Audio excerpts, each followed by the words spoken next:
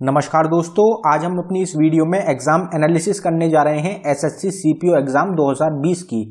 तो आज की 23 नवंबर 2020 की जो सेकंड शिफ्ट रही है उसमें जो भी क्वेश्चन पूछे गए हैं आज हम उनको इस वीडियो में देखेंगे। तो ये वीडियो जो रहेगी एक इम्पॉर्टेंट वीडियो रहने वाली है। जिन लोगों का सेकंड शिफ्ट में एग्जाम था उनको पता चलेगी इस वीडियो से कि उनके कितने क्वेश्चन सही हैं, और जिन लोगों का आने वाला एग्जाम है उनको पैटर्न का पता चलेगा कि किस टाइप के क्वेश्चन पूछे जा रहे हैं एसएससी सीपीओ के एग्जाम में।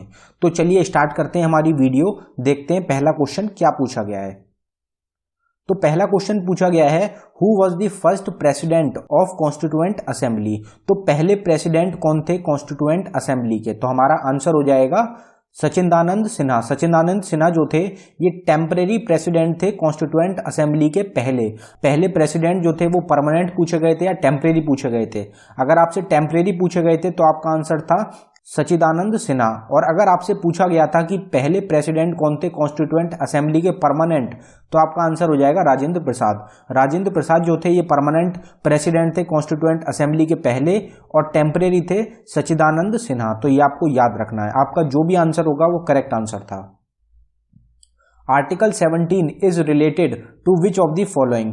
तो आर्टिकल 17 के ऊपर क्वेश्चन पूछा गया है। आर्टिकल 17 और 18 जो रहते हैं ये दोनों इंपॉर्टेंट रहते हैं, एग्जाम के फेवरेट होते हैं। तो आर्टिकल 18 के ऊपर भी संभावना रहेगी कि उसके ऊपर भी क्वेश्चन पूछा जाए। तो आर्टिकल 17 किससे रिलेटेड होता है? तो हमारा आंसर हो जाएगा एबोलिश ऑफ अनटचेबिलिटी। तो एबोलिश ऑफ अनटचेबिलिटी जो होता है ये होता है आर्टिकल 17। आर्टिकल 18 होता है एबोलिशन ऑफ टाइटल्स। तो ये दोनों जो आर्टिकल्स हैं ये फेवरेट आर्टिकल्स हैं एसएससी के काफी सारे एग्जाम्स में आर्टिकल 17 और 18 के ऊपर क्वेश्चन पूछे जाते हैं। Priyadarshi title was given to which of the following modern ruler. तो प्रियदर्शी टाइटल जो है ये इनमें से कौन सा मॉडर्न रूलर था जिसको दिया गया था? तो हमारा आंसर था अशोक। तो अगर आपने अशोक पर टिक करा है तो आपका करेक्ट आंसर हो गया। प्रियदर्शी जो टाइटल था वो दिया गया था सम्राट अशोक को। What is the chemical symbol of krypton. तो क्रिप्टॉन जो होता है उसका केमिकल सिंबल क्या होता है, ये क्वेश्चन पूछा गया है। तो हमारा आंसर रहा था के आर जो होता है ये सिंबल होता है क्रिप्टॉन का। बाकी के जो ऑप्शंस हैं अभी वो कंफर्म नहीं है, तो हमने जो बाकी के ऑप्शंस हैं वो अज्यूम करे हैं, लेकिन जो आपके आंसर और क्वेश्चन है वो बिल्कुल करेक्ट हैं, जो कि हमने स्टूडेंट से पूछ के इस वीडियो में डाले हैं। एक भी क्वेश्चन ऐसा नहीं होगा जो कि एग्जाम से बाहर हो, सारे क्वेश्चन एग्जाम के ही हैं। हम बिल्कुल इस चीज की गारंटी दे रहे हैं आपको कि इस वीडियो में जितने भी क्वेश्चन हम डिस्कस कर रहे हैं ये सभी क्वेश्चन सेकेंड शिफ्ट के एग्जाम में पूछे गए हैं आज की। अगला क्वेश्चन देखते हैं हमारा, crocodile heart is divided into how many chambers. तो ये एक इंपॉर्टेंट क्वेश्चन भी रहता है और साथ ही साथ ज्यादातर सबको पता भी होता है कि इसका आंसर क्या होता है। तो क्रोकोडाइल जो होता है उसका जो हार्ट होता है वो कितने चैम्बर्स में डिवाइडेड होता है? तो हमारा आंसर हो जाएगा 4। टोटल 4 चैम्बर्स में डिवाइडेड होता है क्रोकोडाइल का heart. Which of the following is a non contactable force. तो एक ये क्वेश्चन पूछा गया था आपसे कि इनमें से कौन सी एक नॉन कॉन्टेक्टेबल फोर्स है। तो बाकी के जो ऑप्शंस हैं हमको वो पता नहीं चले हैं, तो इसमें जो आपका करेक्ट आंसर था वो था ग्रेविटेशनल फोर्स। ग्रेविटेशनल फोर्स जो होती है ये एक नॉन कॉन्टेक्टेबल फोर्स होती है। तो आपके जो भी ऑप्शंस थे उनमें से जो आपका आंसर था वो था gravitational force. On which date emergency is declared by Indira Gandhi. तो इंदिरा गांधी जो कि फॉर्मर प्राइम मिनिस्टर है इंडिया की, उनके द्वारा जो इमरजेंसी लगाई गई थी वो कौन सी डेट को लगाई गई थी? तो यहां पर एक ट्विस्ट में क्वेश्चन पूछा गया है कि ईयर तो सबको पता होता है कि 1975 में इमरजेंसी लगाई गई थी, लेकिन डेट जो होती है वो ज्यादातर सबको नहीं पता होती। तो यहां पे एग्जाम में पूछी गई थी डेट कि कौन सी डेट थी जिस दिन इमरजेंसी लगाई गई थी। तो आपका आंसर हो जाएगा 25 जून 1975। ये क्वेश्चन पूछा गया एग्जाम में कि कौन सी डेट थी। तो 25 जून 1975 को इमरजेंसी लगाई गई थी इंदिरा गांधी के द्वारा। तो जिसने 25 जून पे टिक कराया उनका आंसर रहा सही answer. Barabati stadium is located in which of the following state. तो बराबती स्टेडियम जो है ये कौन सी स्टेट में लोकेटेड है? तो हमारा आंसर रहा था उड़ीसा। तो उड़ीसा जो स्टेट है वहां पे लोकेटेड है बराबती स्टेडियम। तो जिसने उड़ीसा पे टिक करा उनका आंसर सही रहा। तो एक क्वेश्चन आ गया है यहाँ पे स्टेडियम के ऊपर। स्टेडियम के ऊपर पिछला जो शिफ्ट रही है उसमें भी एक क्वेश्चन पूछा गया था। तो स्टेडियम इंपॉर्टेंट टॉपिक रह रहा है, आगे भी हो सकता है कि आगे शिफ्ट्स में भी स्टेडियम के ऊपर क्वेश्चन मिले। What is the name of Gautam Buddha mother. तो गौतम बुद्ध जो थे उनकी मदर का क्या नाम था? अभी इस क्वेश्चन के ऑप्शंस हमको कंफर्म नहीं है कि कौन कौन से ऑप्शंस पूछे गए हैं। तो आपका जो आंसर रहा था वो था माया ऑफ साक्या। तो क्वीन माया जो थी ये मदर थी गौतम बुद्ध की, तो ये क्वेश्चन का आपका आंसर था Maya. India wins freedom book is written by, तो ये क्वेश्चन पूछा गया है एक बुक के ऊपर। बुक के ऊपर अक्सर एग्जाम में क्वेश्चन पूछे जाते हैं। पिछली जो शिफ्ट रही है उसमें भी बुक के ऊपर क्वेश्चन पूछा गया है और इस शिफ्ट में भी पूछा गया है। तो बुक के ऊपर मुझे लगता है कि अगली शिफ्ट जो होगी आपकी उसमें भी जरूर क्वेश्चन पूछा जाएगा। तो ये जो स्टैटिक टॉपिक्स होते हैं इनकी प्लेलिस्ट मिल जाएगी आपको हमारे डिस्क्रिप्शन में। आप उनमें जितने भी स्टैटिक टॉपिक्स रहेंगे एग्जाम के लिए इंपॉर्टेंट जो रहते हैं उनकी सेपरेट वीडियोस प्रोवाइड करी गई हैं, तो आप उनको भी देख सकते हैं, आपके आने वाले एग्जाम्स में इंपॉर्टेंट रहेगा। तो इंडिया विंस फ्रीडम जो बुक है ये किसके द्वारा लिखी गई थी, तो हमारा आंसर हो जाएगा अबुल कलाम आजाद। तो अबुल कलाम आजाद जो है इनके द्वारा बुक लिखी गई थी जिसका नाम था इंडिया विंस फ्रीडम।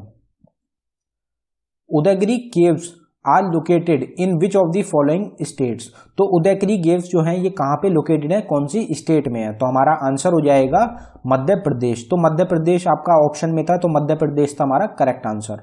अब अगर यहाँ पे बात होती उदयगिरी की, अगर यहाँ पर आई की जगह वाई होता तो उदयगिरी जो केव्स हैं ये लोकेटेड होती हैं उड़ीसा में।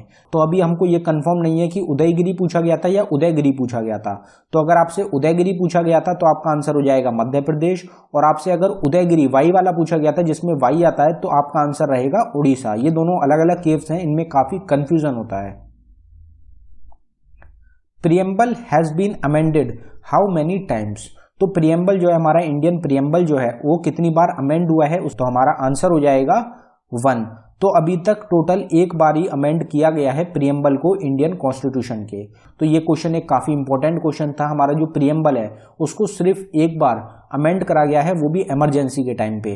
जो 42nd अमेंडमेंट एक्ट है वो रिलेटेड होता है प्रियम्बल से। 42nd अमेंडमेंट एक्ट जो है 1992 का, उसके द्वारा ही एडिशन करे गए हैं प्रियम्बल में। तो सिर्फ एक अमेंडमेंट एक्ट है जो कि रिलेटेड है प्रियम्बल से। JP Narayan was popularly known by which name, तो जेपी नारायण जो है इनको पॉपुलरली किस नाम से जाना जाता था, तो हमारा आंसर हो जाएगा लोकनायक। लोकनायक के नाम से जाना जाता था जेपी नारायण को। अब ये जो क्वेश्चन है, जो पॉपुलर नेम्स होते हैं, निकनेम्स जो होते हैं, इनके ऊपर हर शिफ्ट में क्वेश्चन पूछे जाते हैं।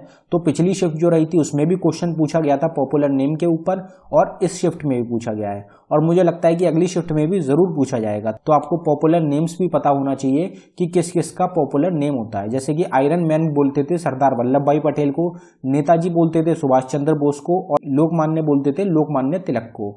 तो ये आपको याद रखना इंपॉर्टेंट रहते हैं। Pakistan has one the world cup in which year, तो पाकिस्तान के ऊपर भी एक क्वेश्चन पूछा गया है। तो हमारी नेबरिंग कंट्री जो है उनके ऊपर भी एक क्वेश्चन हो सकता है कि पूछा जाए। पिछली शिफ्ट में बांग्लादेश के ऊपर पूछा गया था, इस बार पूछा गया है कि पाकिस्तान ने कौन से साल में वर्ल्ड कप जीता था, तो हमारा आंसर था 1992। तो जिसने 1992 पे टिक करा है उनका आंसर हो गया करेक्ट। 1992 में जीता गया था वर्ल्ड कप पाकिस्तान के द्वारा। Raja Mouli film city is located in which of the following cities, तो एक फिल्म सिटी के ऊपर भी क्वेश्चन पूछा गया है कि राजा मौली फिल्म सिटी जो है ये कहाँ पे लोकेटेड है, कौन सी सिटी में, तो हमारा आंसर रहा हैदराबाद। तो हैदराबाद जो सिटी है वहां पे लोकेटेड है राजा मौली फिल्म सिटी। बाकी की जो ऑप्शन है अभी वो कंफर्म नहीं है कुछ भी कि कौन कौन से ऑप्शन थे, लेकिन जो हमारे क्वेश्चन है और जो हमारा आंसर है वो बिल्कुल करेक्ट है आपके लिए। तो राजा मौली फिल्म सिटी जो है ये लोकेटेड है हैदराबाद में। Marco Polo belongs to which of the following country, Marco Polo जो है ये कौन सी कंट्री से रिलेटेड है, तो हमारा आंसर हो जाएगा वियना इटली। तो वियना जो जगह है इटली में, वहां के रहने वाले हैं मार्को पोलो। मार्को पोलो के ऊपर पूछा गया है। तो ये जो रिलेटेड होते हैं कि ये कौन सी कंट्री से रिलेटेड है, ये क्वेश्चन भी पूछे जाते हैं। पिछली शिफ्ट में पूछा गया है और ये इस शिफ्ट में पूछा गया है। तो कुछ तो ऐसे टॉपिक्स हैं जो कि बिल्कुल कॉमन रहेंगे, जो कि आपकी शिफ्ट जो आने वाली शिफ्ट है उसमें जरूर पूछे जाएंगे। तो उन टॉपिक्स को अगर आप अच्छी तरीके से तैयार करेंगे तो आपके आधे क्वेश्चंस ऐसे ही कवर हो जाएंगे। अगला क्वेश्चन देखते हैं हमारा, Koneru Humpy is related to which sports, तो स्पोर्ट्स से रिलेटेड क्वेश्चन पूछा गया है कि ये पर्सन जो है, ये पर्सनैलिटी जो है, ये कौन से स्पोर्ट्स से रिलेटेड है या कौन से फील्ड से रिलेटेड है। ये क्वेश्चन भी अक्सर पूछे जाते हैं एग्जाम में। तो कोनेरू हम्पी जो है ये कौन से स्पोर्ट्स से रिलेटेड है, तो हमारा आंसर हो जाएगा चेस। तो इंडियन चेस मास्टर हैं कोनेरू हम्पी, जो कि एक इंडियन प्लेयर हैं चेस की। तो ये भी इंपॉर्टेंट क्वेश्चन था। इस टाइप के क्वेश्चन अक्सर पूछे जाते हैं एग्जाम में। Who was the president of Indian national Congress in 1907। तो ये एक क्वेश्चन पूछा गया था जो कि हम कह सकते हैं कि हाँ थोड़ा कठिन क्वेश्चन था कि 1907 में इंडियन नेशनल कांग्रेस के प्रेसिडेंट कौन थे। तो हमारा आंसर रहा रसबिहारी घोष। रसबिहारी घोष जो थे ये इंडियन नेशनल कांग्रेस के प्रेसिडेंट थे 1907 में। 1906 में थे दादा भाई नौरोजी, 1909 में थे मदन मोहन मालवीय, 1905 में थे गोपाल कृष्ण गोखले। तो ये क्वेश्चन पूछा गया था 1907 के बारे में। तो जितने भी आईएनसी प्रेसिडेंट्स रहे हैं, कौन कौन से ईयर में रहे हैं, ये आप याद कर लें, क्योंकि हो सकता है कि ये अगला क्वेश्चन पूछा जाए किसी और ईयर के ऊपर कि इस ईयर में प्रेसिडेंट कौन रहे थे इंडियन नेशनल कांग्रेस के। तो हो सकता है इस टाइप के क्वेश्चन भी पूछा जाए। Namami Gange programme was launched in which year. तो एक ये क्वेश्चन पूछा गया था नमामि गंगे प्रोग्राम के बारे में कि नमामि गंगे प्रोग्राम जो है ये कौन से साल में लॉन्च करा गया था। तो हमारा आंसर था 2014 में लॉन्च करा गया था नमामि गंगे प्रोग्राम को प्राइम मिनिस्टर नरेंद्र मोदी के द्वारा। Almatti dam is located in which state of India और it is on which river.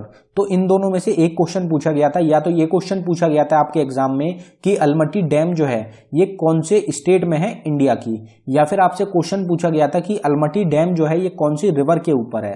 तो अभी हमको कंफर्म नहीं हुआ है ये कि आपको इन दोनों में से कौन सा क्वेश्चन पूछा गया था, लेकिन इनमें से जरूर एक क्वेश्चन पूछा गया था जैसे कि हमें स्टूडेंट्स के द्वारा बताया गया है। तो आपका आंसर रहेगा कर्नाटका कृष्णा रिवर। अगर आपसे ये पूछा गया था कि अलमटी डैम जो है ये कौन सी स्टेट में है तो आपका आंसर करेक्ट आंसर था कर्नाटका स्टेट। और अगर आपसे रिवर पूछी गई थी तो आपकी रिवर थी कृष्णा रिवर। कृष्णा रिवर के ऊपर सिचुएटेड है अलमटी डैम जो कि लोकेटेड है कर्नाटका स्टेट में।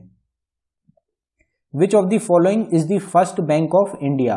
तो ये एक इजी क्वेश्चन भी पूछा गया आपके एग्जाम में, बहुत इजी क्वेश्चन है, आपको पता ही होगा ज्यादातर कि पहला बैंक जो था इंडिया का वो कौन सा था। तो हमारा करेक्ट आंसर था बैंक ऑफ हिंदुस्तान।